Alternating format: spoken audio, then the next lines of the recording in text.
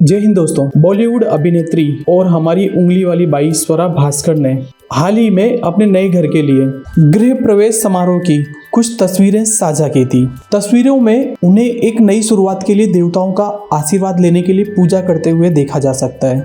उनकी उटपटांग हरकतों को देखकर तस्वीरें काफ़ी अजीब लगी थी, मगर फिर भी उन्हें अपनी हिंदू विरासत को पूरी तरह से न छोड़ते हुए देखना काफ़ी अच्छा लगा था। ये हर रोज़ नहीं होता है कि आप भारत में एक लिबरल्स को अपनी हिंदू विरासत का जश्न मनाते हुए देख पाते हैं। स्वरा चाची की इन तस्वीरों से चीचा नेहरू काफ़ी चिंतित भी हुए हैं। मैं हज़ार लानतें भेजता हूँ उस ट्विटर अकाउंट को जिससे स्वरा चाची ने तस्वीरें अपलोड की थी। तस्वीरें प्यारी थी, लेकिन धर्म परायणता के सरल और सहज प्रदर्शन से भीमटों और कम्युनिस्टों का आक्रोश जाग उठा। इन लोगों ने अपने ब्राह्मण विरोधी और हिंदू विरोधी एजेंडे को आगे बढ़ाने के लिए इस मौके का भरपूर लाभ उठाया। स्वरा चाची के इन फोटो पर तरह तरह के अभद्र कमेंट किए गए। भारत में ब्राह्मणवाद कभी खत्म नहीं होने का दावा करते हुए स्वरा भास्कर पर ब्राह्मणवाद के एजेंडे को आगे बढ़ाने का आरोप लगाया जा रहा था। कुछ भीमटों ने स्वरा पर जातिवाद को आगे बढ़ाने का आरोप भी लगाया। यूजर्स ने कहा कि इन सबको देखकर हम पूछने पर मजबूर हैं कि हिंदू संस्कारों कर्मकांडों का हिंदुत्व से क्या लेना देना है, जबकि इसके सहारे हिंदुत्व का मजाक उड़ाया जाता है। कोरोना महामारी से पहले चेहरे पर से मास्क उतारना इस तरह सही नहीं है।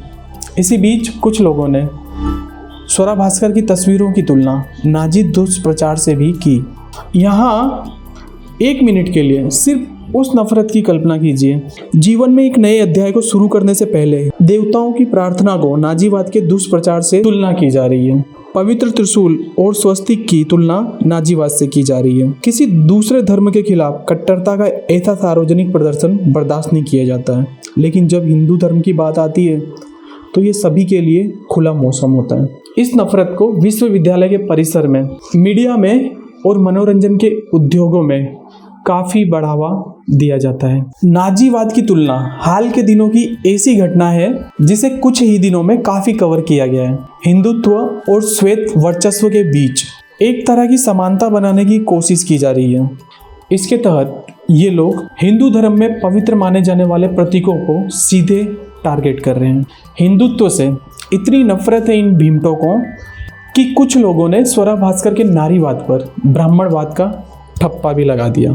जिन तरीकों और कारणों के कारण स्वरा भास्कर को कैंसिल किया गया था, उससे इस बात की अच्छी जानकारी मिलती है कि अनिवार्य रूप में वैश्विक हिंदुत्व को खत्म करना क्या है। भीमटे, कम्युनिस्ट, इस्लामवादी, ईसाई धर्म प्रचारक दावा कर सकते हैं कि वे धर्म के खिलाफ नहीं बल्कि एक राजनीतिक विचारधारा के खिलाफ हैं, लेकिन ये उनके वास्तविक और डरावने एजेंडे को छिपाने का एक सुविधाजनक तरीका है। ये लोग जिसके खिलाफ हैं और वही हिंदुत्व है, तो वे अपने स्वयं के हिंदू देवताओं की पूजा करने और गृह प्रवेश समारोह आयोजित करने पर आपत्ति क्यों करेंगे। इस बात में किसी तरह का कोई संदेह नहीं है कि स्वरा भास्कर उन्हीं में से एक है।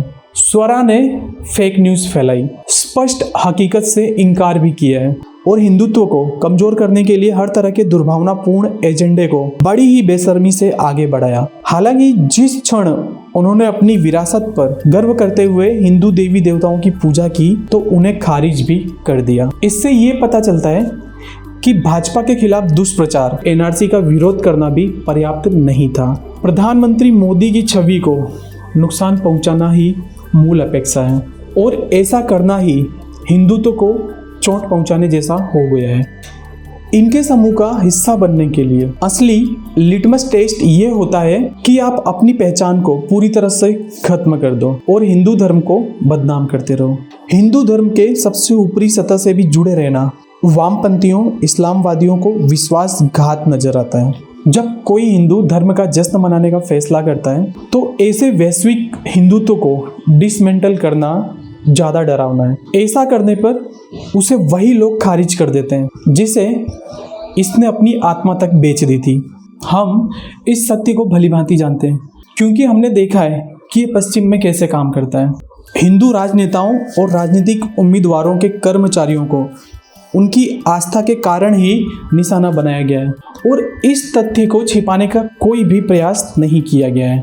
आरोप केवल इसलिए लगाए गए हैं क्योंकि वो व्यक्ति हिंदू था। हमने ये तब भी देखा कि जब भारत में बैठे इस्लामवादियों ने सोशल मीडिया पर नाराज होकर मिडिल ईस्ट में रहने वाले हिंदुओं को टारगेट करते हुए न केवल उन्हें नौकरियों से बाहर करवाया बल्कि उन्हें गिरफ्तार करने की कोशिश भी की थी। कम से कम एक मामले में इस्लामवादियों द्वारा एक नकली प्रोफाइल के साथ एक हिंदू को फंसाया गया था और दुर्भाग्य से उसे न केवल अपनी नौकरी खोनी पड़ी बल्कि सऊदी अरब की जेल में उसे 2 साल रहना भी पड़ा। जब स्वरा भास्कर पर हिंदू परंपराओं और रीति रिवाजों के अनुसार अनुष्ठान करने पर हमला किया जाता है तो फिर हमें फिर से वही नफरत देखने को मिलती है।